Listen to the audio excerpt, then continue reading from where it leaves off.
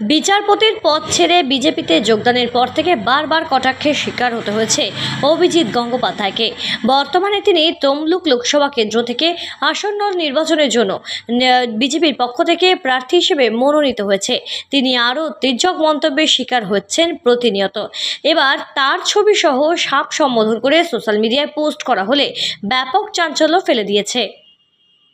খড়দা উত্তর শহরতলি জেলার তৃণমূল যুব সভাপতি দিব্যেন্দু চৌধুরী বিজেপি প্রার্থী অভিজিৎ গঙ্গোপাধ্যায়ের ছবি পোস্ট করে সোশ্যাল মিডিয়ায় লিখেছেন, সরকারি এবং বেসরকারি হাসপাতালের কাছে অনুরোধ, বিষাক্ত সাপের অ্যান্টিভেনম প্রচুর পরিমাণে মজুত রাখুন। কেউ সাপ মারবেন না, নির্দিষ্ট বিধানসভায় খবর দিন, কাজ হয়ে যাবে। তৃণমূল নেতা দিব্যেন্দু চৌধুরীর এই পোস্টে কোথাও অভিজিৎ গঙ্গোপাধ্যায়ের নাম উল্লেখ না থাকলেও তার ছবি দিয়ে সাপ সম্বোধন করে লেখা পোস্ট করা হয়েছে প্রোফাইল থেকে, যাকে কেন্দ্র করে ইতিমধ্যেই শোরগোল পড়ে গিয়েছে একেবারে সামাজিক মাধ্যম জুড়ে। প্রাক্তন বিচারপতি অভিজিৎ গঙ্গোপাধ্যায় এক সংবাদ মাধ্যমকে সাক্ষাৎকারে বলেছিলেন তিনি একজন চন্দ্রগোড়া, আর চন্দ্রগোড়া বলতে একটি সাপই বোঝায়, অন্য কিছু নয়, তাই তাকে সাপ বলে সম্বোধন করা, এমনই বললেন তৃণমূল নেতা দিব্যেন্দু চৌধুরী। আর এই প্রসঙ্গে তৃণমূল ভয় পাচ্ছে বলে পাল্টা মন্তব্য বিজেপির। কলকাতা উত্তর শহরতলি জেলা বিজেপির সম্পাদক কৌশিক চ্যাটার্জি বলেন, আসলে অভিজিৎবাবু নিজেকে কোবরার সাথে তুলনা করার জন্য বাংলার কোনো সাধারণ মানুষ কিংবা রাজনৈতিক দলের কারোর কোনো ভয় বা ভীতি হচ্ছে না। ভয় বা ভীতি তৃণমূল কংগ্রেসের নেতাদেরই হচ্ছে। উনি বলেছেন নিজেকে চন্দ্রবোড়া, তো অতএব চন্দ্রবোড়া বলতে আমরা কিন্তু সাপকেই বুঝি, চন্দ্রবোড়া আর কোনো কিছু হয় না। বিষধর সাপ যেভাবে চারিদিকে ঘুরে বেড়াচ্ছে, তো আমি সবাইকে অনুরোধ করেছি সবার বাড়ির চারিদিকে ওই অ্যাসিড ছড়িয়ে রাখতে, যাতে সাপ বিষধর সাপ দংশন না করতে পারে, ভয় চোটে পালিয়ে যায়।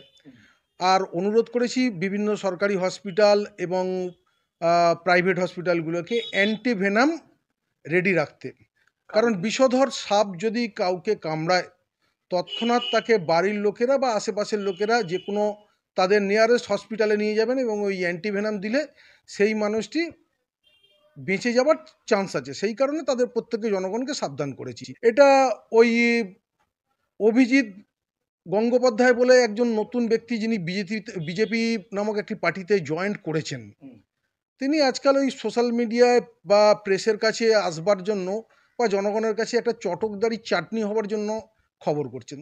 তার উদ্দেশ্যেই বলা, এ নিয়ে কোনো অসুবিধা নেই। সাপ বললেন কেন? উনি নিজেকে নিজে সাপ বলেছেন, কেন বলেছেন এ খুব বলা মুশকিল।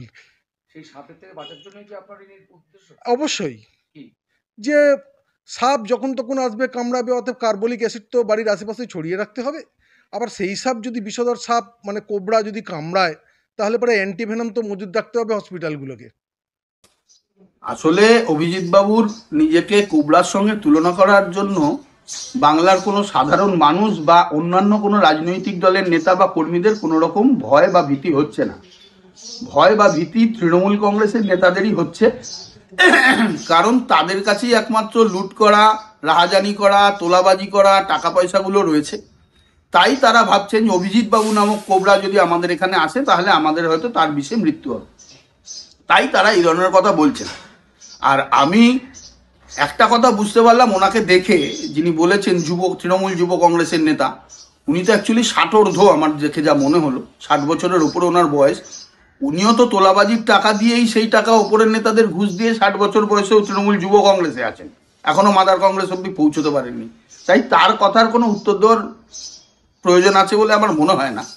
আর ওনাকে আমি আর একটা সাজেশন দেব, যে উনি যে কথাটা বলতে চাইছেন সাধারণ মানুষকে, সেই কথাটা উনি বিশেষ করে তৃণমূল কংগ্রেসের নেতাকর্মীদেরকে বলুন, কারণ একমাত্র তৃণমূল কংগ্রেসের নেতাকর্মীদেরই তোলাবাজি, রাহাজানি করা টাকাগুলো রয়েছে, দুর্নীতি করার অভ্যেস রয়েছে।